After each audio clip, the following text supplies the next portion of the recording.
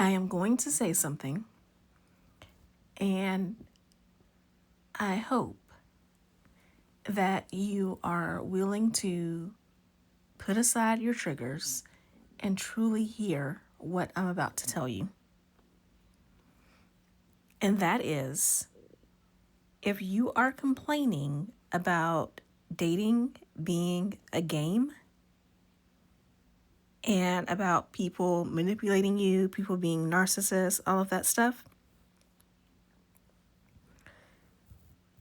the truth is likely that you were just a little too emotional. And I'm not saying that because emotions are a bad thing. I truly believe that you're supposed to feel your feelings, right? But at the same time, when your emotions go unchecked, you become vulnerable to people who will not have your best interests at heart. And that will lead to unhappy and unfulfilling relationships. So, welcome to Christianish. This is the podcast for women who have Bibles but don't necessarily have boundaries. My name is Keisha Rice. I am a dating coach. I'm also a hypnotherapist.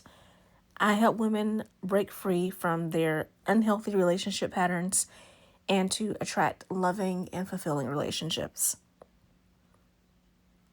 And I want to say that this whole idea of being too emotional does not mean I'm asking you to be cold or heartless, right?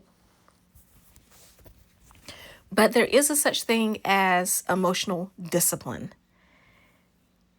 And as someone who grew up as a preacher's kid, who grew up Christian, a lot of the quote unquote high value dating advice I see from women nowadays is all about emotional discipline, and it is based in biblical principles. So let's talk about some of those, right? One of my favorite verses, not my favorite. If you listen to this podcast often enough, you would know what my favorite is. But one of my favorite is Proverbs 4:23. And it says, above all else, guard your heart, for everything you do flows from it.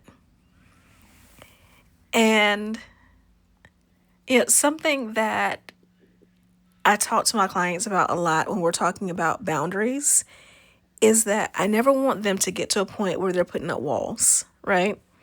Because you can't see through a wall. You also can't get in if there is a wall up, right? But I do tell my clients that they need to build fences, because fences offer some protection, and fences you can see through, so you can see who is coming, you can see who is approaching you, and then fences have a gate, so you can make the decision to shut it and keep people who have proved unworthy out, or you can open this gate and let people in.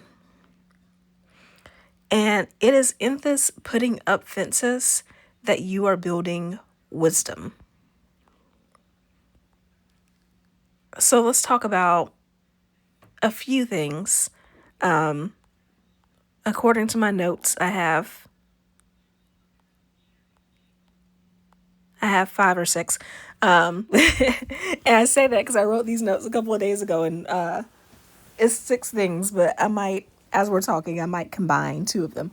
But anyways, let's talk about some of these ideas that I want you to keep in mind when we're talking about not being too emotional. Because on one hand,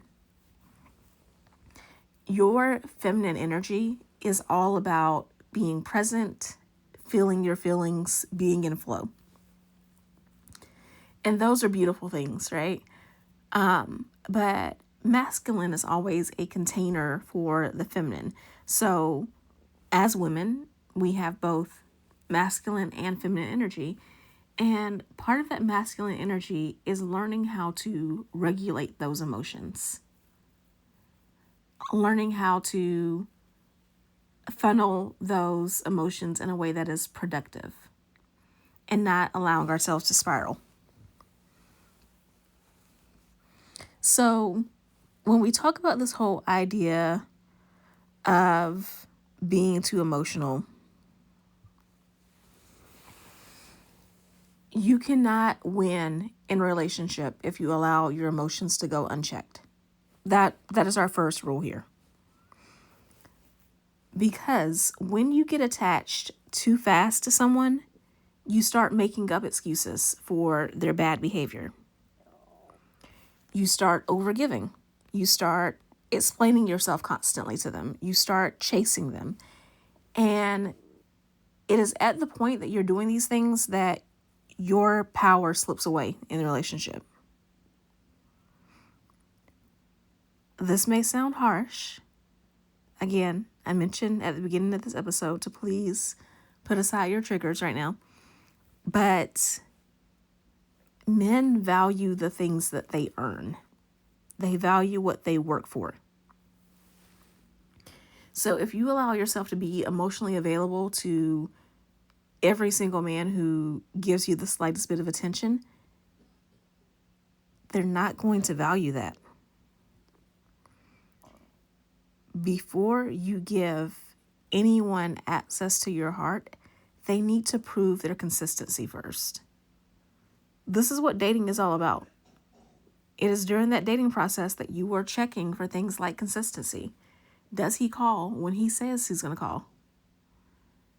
Does he make plans days in advance? Does he follow through on those? Does he keep the plans that he makes? You know, there's all this red pill content now teaching men to ask women on a date to a nice restaurant and then at the last minute bait and switch them and say, oh, let's meet for coffee instead. And then if the date goes well, if you earn it, then we can go to a nice restaurant. Men like that are trash. They will always be trash. And when someone shows you who they are, believe them. Someone like that is always going to look for ways to get over on you. And if they're doing that on the first date, like when you meet people, they are on their best behavior. They do everything that they can to keep up appearances. And this is not slamming other people because you do the same. You want to make a good impression when you first meet someone. You meet a person's true self usually a few months in. So if you're starting out on that note of somebody pulling a bait and switch on you, it's not going to get better. And you have to keep that in mind because so many women I know will get into situations like that where the man isn't consistent and it's all, oh, he's just busy. You know, he has a hard job. He just told me he forgot. He said he fell asleep. And they don't want to end things. They don't want to stop talking to this fool because they want to be nice and they want to give chances. And they think that if they just ghost this person and stop talking to them, that it's going to be cold and unfeeling. I want to tell you that it's not. It is discipline. This is about you knowing your worth. You are worthy of someone who is consistent with you. And you need to refuse to invest in someone who has not earned the right to hold your emotions or to have access to you. The other thing that we're going to talk about is how you maintain, I hate to use this word, but how you maintain power in a relationship. And I hate to use the word power because, you know, people are familiar with like Robert Greene and 48 Laws of Power and books like that. And a lot of that is manipulation tactics. So what we're talking about, though, is not about manipulation. It is about self-mastery. You have no control over that man. You have no control over other people in general, but especially not that man. But here's what you can control. You can control your emotions. You can control the amount of effort that you put into the relationship, and you can control your access to yourself. So, back to the first point I was making, don't give yourself away too easily, physically or emotionally. Because if something comes too easy, people, even if they don't consciously realize it, they will subconsciously value you less. This is one of the things where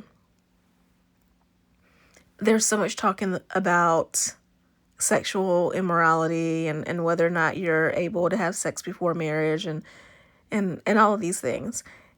And when I get asked about that, my thoughts are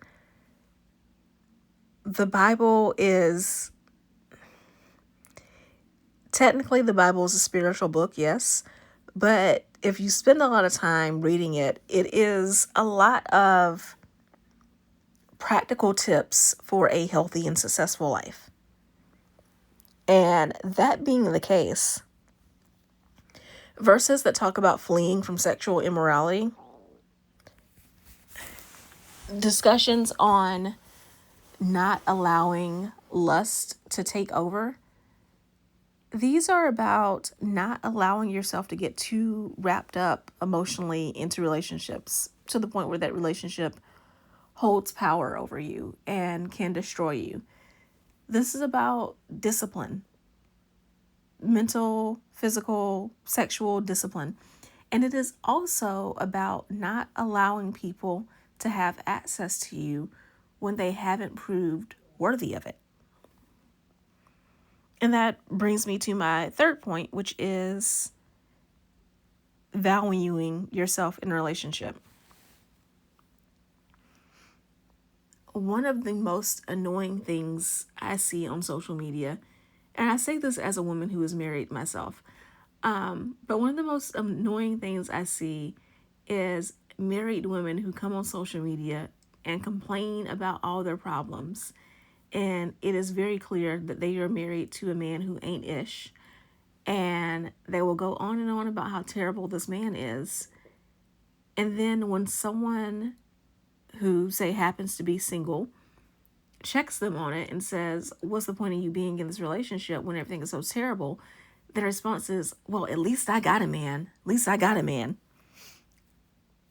When you truly know your worth and your value, you will not stay in a relationship, marriage or otherwise, just to say that you got a man, just to say that you have someone.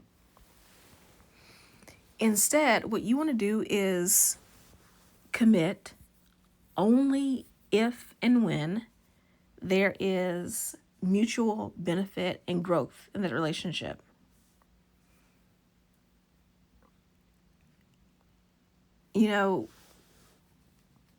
There's a passage of scripture where even Jesus says not to cast your pearls before swine, right?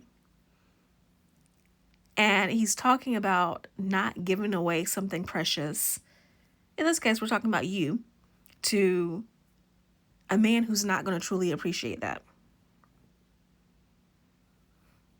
This is where I'm also bothered by the talk online about like stay-at-home girlfriends.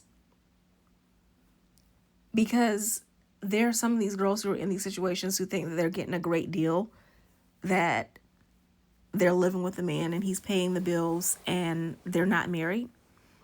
And whenever I see that, I question, one, why does he not value you enough to marry you?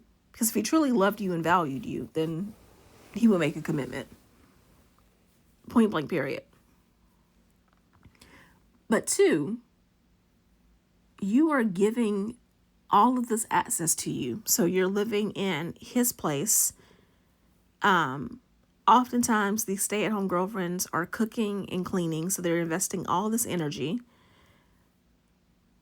Typically in a situation like this, of course, sex is going to be on the table too. So they're giving their body. They're doing all of these things for someone who has not made a permanent commitment to them. and at any time could break up with them and then kick them out of the house and move the next woman in.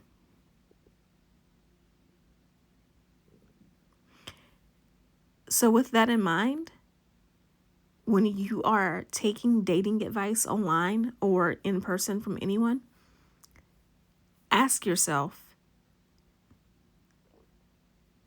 is this woman, if you're taking advice from a woman, is this woman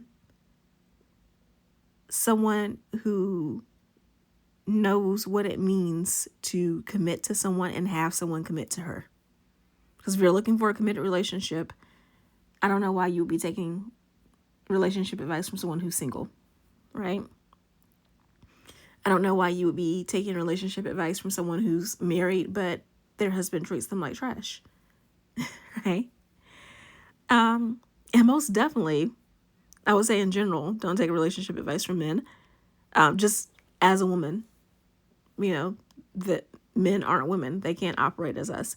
But also, especially, don't take relationship advice from men who can't commit or can't or won't provide the lifestyle that you want. Because you will see this too all the time on Instagram and on TikTok. You see all of these men telling women that they need to settle, that they need to just go for the nice guy, all of this crap. And these are men who are making minimum wage and in their 40s and 50s and never married because they're dusty and crusty and nobody wants them. And what they are trying to do is, because they can't do it, instead of leveling up, getting themselves together, getting their mindset together, getting their money right, they'll just do everything that they can to talk you out of wanting that thing.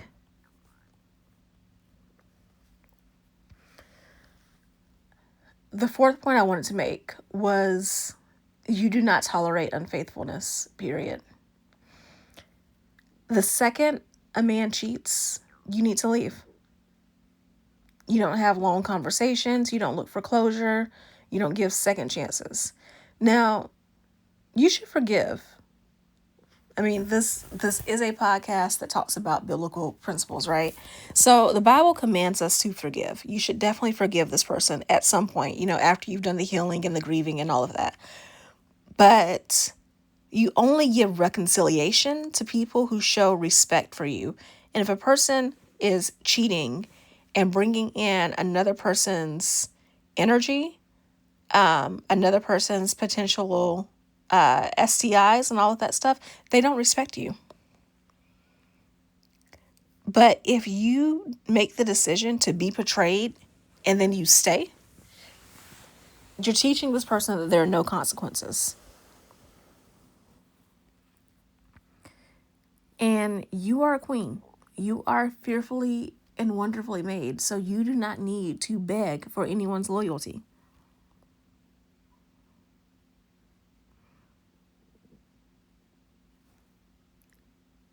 The fifth point that I wanted to make is, if you are serious about becoming the woman who has emotional discipline, then you need to gain emotional independence from relationships. And that doesn't mean that you shouldn't date or be in a relationship. I mean, again, I'm married. I think that marriage is a beautiful thing. But the purpose of having a partner is that they add to the already beautiful life that you've created for yourself. They should not become your entire life. So this is why emotional independence is important. This is where you're going to find that peace. And in order to find that, you're going to pick something that you can tie that emotional energy to. So, is there like a piece of jewelry that you can buy, or something that you can put up on a vision board that represents your fitness goal? Or something that represents a place that you want to travel to?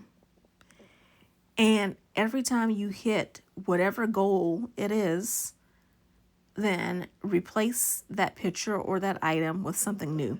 So you're going to have a dedicated spot, and you're going to set a goal. You're going to have the item, the picture, whatever, in that spot. You're going to focus on that each day. And you're going to keep focusing on it until you hit the goal. And you are going to especially do this as you are dating.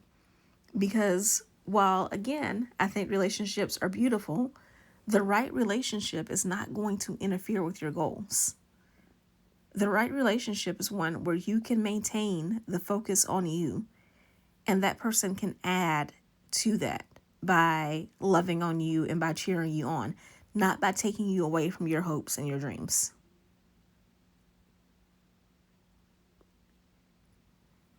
So I just want you to take some time as you are out here in these dating streets and consider the ways in which you could be emotionally exploited.